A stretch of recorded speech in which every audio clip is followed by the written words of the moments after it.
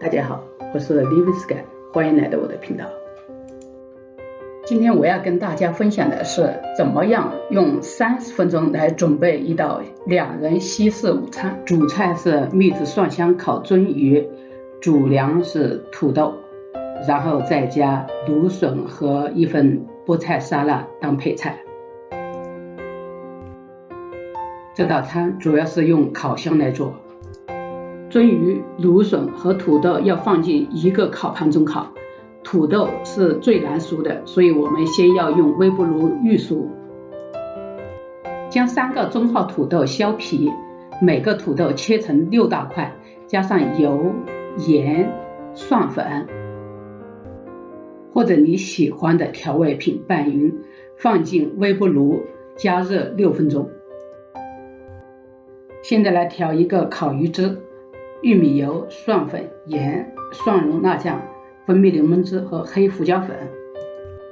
鳟鱼是三文鱼的表兄弟，每100克鱼中含蛋白质21克，脂肪7克，它的营养十分丰富，含有各种维生素及人体所需的营养元素，热量较低，脂肪含量中等，蛋白质含量较为全面。相比较三文鱼，它的肉质更细嫩，它的肉也比较薄，所以它不需要腌制太长时间。从 Costco 买来的鱼片是带有鱼皮的，所以我们在刷酱汁的时候也只需要刷一面就可以了。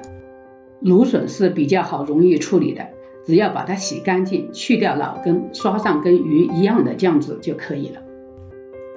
刷完酱汁再撒上一些迷迭香，这样在烤的过程中会产生一种特别的香草的香味。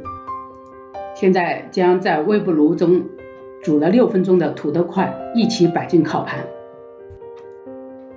现在可以去预热烤箱到450度，大约需要5分钟时间。鱼和蔬菜需要烤制15分钟，在这期间我们来准备沙拉。这种所谓的免洗菠菜可不怎么干净，所以一定要洗干净了。拌沙拉最重要的一点就是蔬菜表面不能有水，否则沙拉酱无法吸附在蔬菜表面。所以菠菜洗完后一定要甩干表面的水分。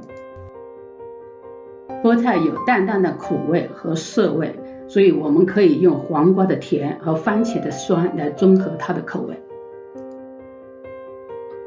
为了整体味道的协调，我今天选用迷迭香味的橄榄油和意大利黑醋来调味。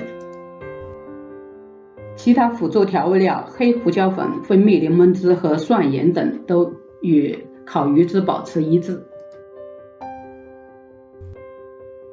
当沙拉拌好的时候，鱼也差不多烤好了。在最后1分钟，将2个餐盘塞进烤箱加热。混合着迷迭香、蒜香和柠檬香的鳟鱼出炉了，鱼肉软嫩多汁。将沙拉装进冷盘，将热菜装进热盘，这样我们就可以开餐了。